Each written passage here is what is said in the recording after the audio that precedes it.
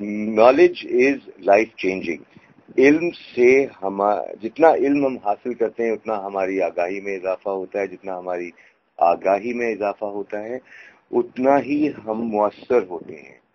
اور اس کے پیچھے دو پہلو ہیں. ایک تو واقعہ میں سنانا چاہ رہا ہوں جو کچھ عرصے پہلے ہوا تھا. 96 کا واقعہ ہے. میں ڈھیرکی گیا ہوا تھا اینگرو کیمیکلز کی کمپنی میں اور ان کے جو مینیجرز تھے ان سے مخاطب تھا. اور یہاں پر میں آگاہی کی جو افادیت ہے اور وزن ہے وہ بیان کروں گا. اور پھر جانو کہ تم کون ہو وہ دوسرا جو پہلو آپ نے اٹھایا اس کی طرف بھی آتا ہوں, لیکن یاد دلانا آپ کا کام ہے. تو ہوا یہ کہ 96 میں میں جب مخاطب تھا 25 مینیجرز بیٹھے تھے وہاں پر, تو ادھر میں نے ایک سوال یہ پوچھا کلاس روم کے اندر کہ یہ بتائیں کہ یہ جگہ کتنی پرانی ہے. اور ایک صاحب نے فی البدی کہا 3 سال. میں کہا 3 سال آپ کیسے کہہ رہے ہیں؟ تو انہوں نے کہا جواب میں کہ سر یہ جگہ 3 سال پہلے بنی تھی.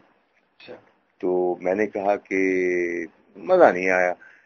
پھر سوال پوچھا یہ جگہ کتنی پرانی ہے؟ تو ایک اور صاحب نے فٹ سے ہاتھ اٹھا کے کہا سر یہ جگہ تو 50 سال پرانی ہے. میں کہا یہ کیسے؟ کہتے سر پاکستان بنا تھا. تو میں نے کہا ٹھیک ہے لیکن مزہ نہیں آیا. پھر تیسری شخصیت جو ہے وہ فٹ سے کہتی ہے سر ہاتھ اٹھا کے سر یہ جگہ تو بہت مقدس ہے. کیسے؟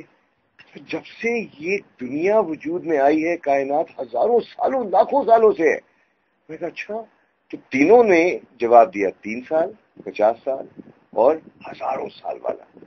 آگاہی, اور آگاہی سے کیا ہوتا ہے ایک جگہ کی اہمیت کا پتہ چلتا ہے. خیر آگے بڑھے. میں نے ان سے پوچھا کہ 50 سال پہلے یہاں کیا تھا؟ تو ایک صاحب کہتے ہیں 2 چیزیں. وہ کیا؟ گرگٹ اور غربت. میں کہا اب کیا ہے؟ ایک اور صاحب کہتے ہیں 2 چیزیں. میں کہا وہ کیا ہے؟ وہ کہتے ہیں جی جنگل میں منگل. میں کہا یہ کیسے ہو گیا؟ تو ایک اور صاحب کہتے ہیں سر اس دفعہ میں ایک ہی بات بتاؤں گا. اچھا. میں کہا ایک بات میں اتنا بڑا سوال تم حل کرو گے؟ ہاں جی. کہتے سر گیس نکلی تھی. میں کہ یہ گیس کب سے تھی؟ کہتے ہیں سر ہزاروں سالوں سے تھی. تو پھر حضرت انسان کو ہوش کب آیا؟ 50 سال پہلے. جس کے نتیجے میں آپ دیکھیں زراعت میں کتنی ہم لوگ خوش کفیل ہوئے. ایگریکلچر کتنا بڑا ہمارا ایک شعبہ ہے. اور ڈیری پروڈکٹس آپ دیکھیں کتنی ماشاءاللہ آگے نکل گئی. تو آگاہی, تو میں کہ یہ گیس تھی ہزاروں سالوں سے تھی.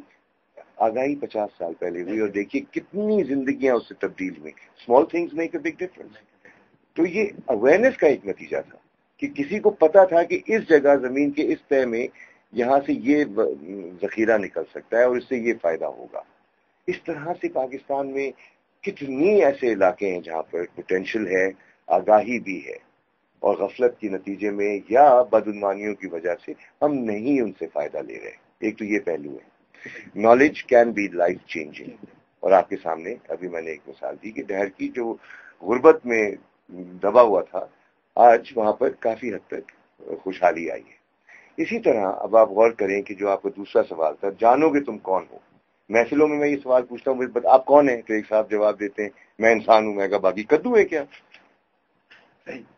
اچھا. اور پھر میں دوسری طرف جاتا ہوں اور کسی شخص سے مخاطب ہو کے کہتا ہوں کہ یہ تم جیسا نہ تو کوئی پیدا ہوا ہے حضرت آدم علیہ السلام سے لے کے آج تک, اور نہ ہی تم جیسا کوئی آئے گا قیامت تک.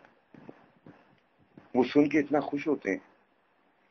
میں منفرد ہوں, یعنی کہ بالکل یونیک, مجھ جیسا کوئی ہے نہیں دنیا میں. اچھا یہ جان کے بھی میں کہتا ہوں کہ اب آپ یہ بتائیں کہ آپ کے پڑوس میں جو بیٹھے ہیں یہ حقیقت تو سب کے لیے ہے. کیا آپ اپنی انفرادیت کو سمجھتے ہیں؟ پتہ ہی نہیں.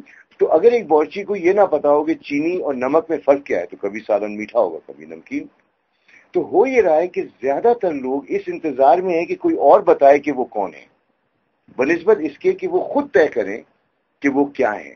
اور اللہ تعالیٰ نے ہمیں جب یہ کہہ کر بھیجا کہ تم میری بنائی ہوئی سب سے بہترین مخلوق ہو, تو ہم پہ یہ ذمہ داری عائد ہوتی ہے کہ ہم یہ دیکھیں کہ ہم جو بننا چاہتے ہیں بن سکتے ہیں.